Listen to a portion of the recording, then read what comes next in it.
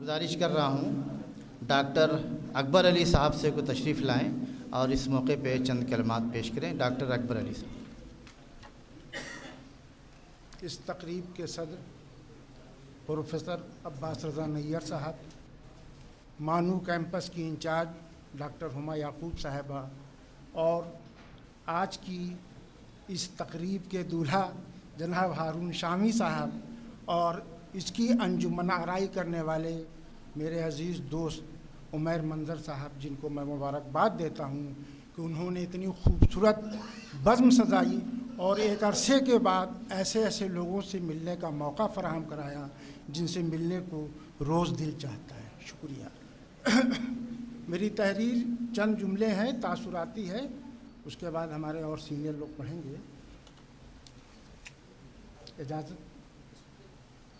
ادب خواہ وہ کسی شکل میں ہو، اس کا اصل مقصد اپنے قارئین کو مسرت و شادمانی سے ہمکنار کرنے کے ساتھ کچھ تعلیم اور نصیحت بھی کرنا ہے.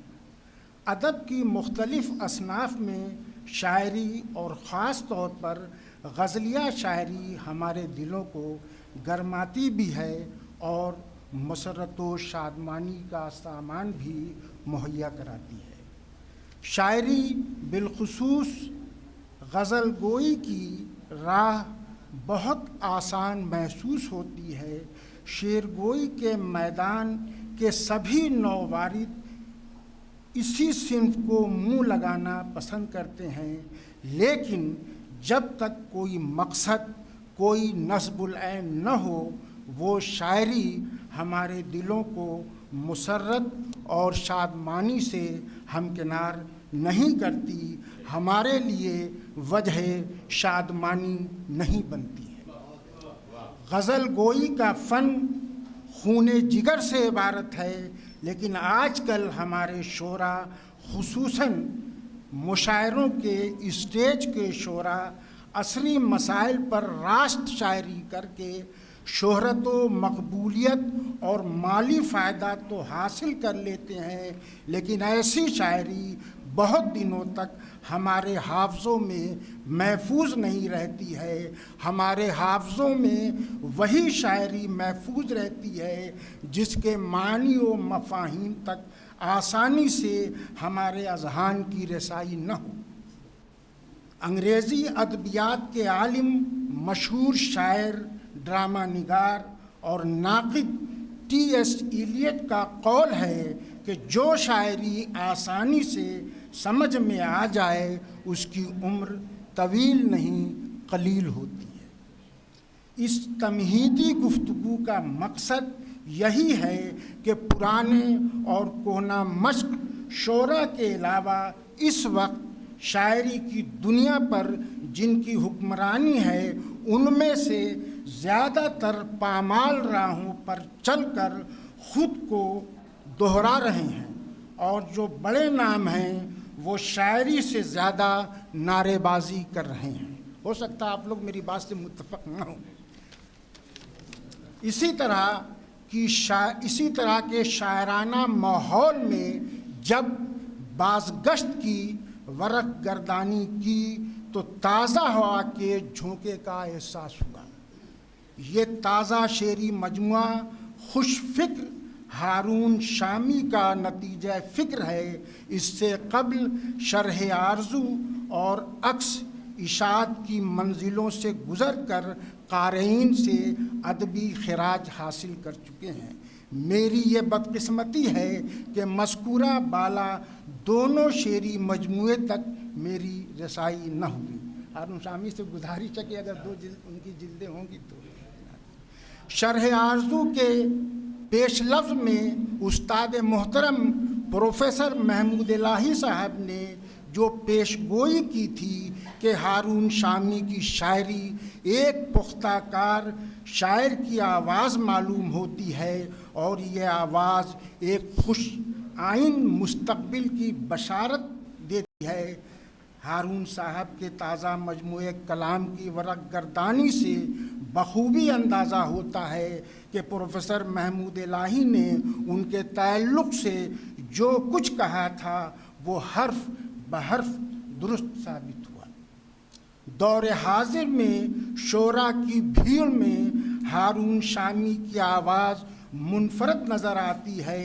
وہ حوادث زمانہ پر اپنا ہوش و حواس نہیں کھوتے اور نہ ہی چیخ و پکار کرتے ہیں، بلکہ انہیں اپنی ذات کے نہا خانے میں تحلیل کرتے ہیں اور غور و فکر کے نتیجے میں حاصل آگہی کو شعری پیکر عطا کرتے ہیں۔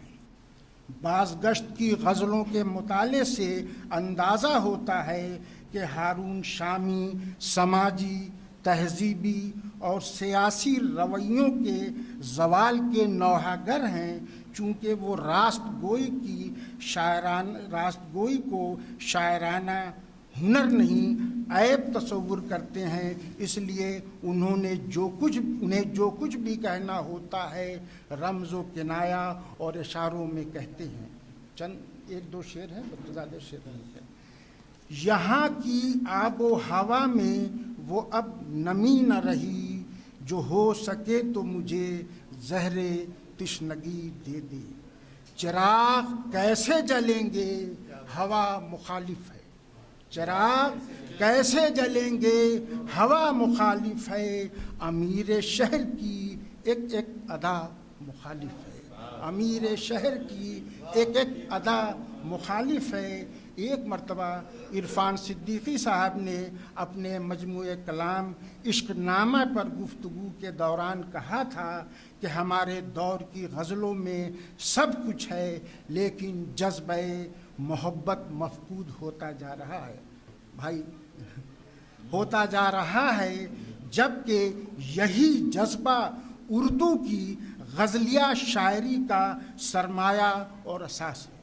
ہارون شامی کی غزلوں میں جب جذبہ عشق و محبت کی تلاش کی جائے گی تو مایوسی نہیں ہوگی، کیونکہ انہوں نے اس فطری جذبے کو بڑے سلیقے اور فنکاری سے برتا ہے۔ حالات زمانہ کی تبدیلی کے باوجود اردو کی غزلیہ شاعری کا محبوب بھی بڑی حد تک بدل چکا ہے، لیکن عاشق کی آنکھوں میں اپنے محبوب کا پیکر آج بھی حسن و شباب کا پیکر ہے۔ ہارون شامی اپنے محبوب کا سراپا یوں کھینچتے ہیں، عکس تیرا دیکھ کر ایسا لگا، عکس تیرا دیکھ کر ایسا لگا، چاند خود اترا ہو جیسے آب میں، چاند خود اترا ہو جیسے آب میں۔ بعض گشت کی غزلوں کے مطالعے سے اندازہ ہوتا ہے کہ ہارون شامی کے یہاں صرف خیال کی ندرت ہی نہیں ہے، بلکہ انہیں پیش کرنے کا ہنر بھی بہت اچھی طرح آتا ہے۔ مجھے امید ہی نہیں بلکہ یقین ہے کہ اردو کی غزلیہ شاعری کی یہ توانا آواز ابھی اردو کے خزانے میں مزید لال و گوہر کا اضافہ کرے گی۔ شکریہ۔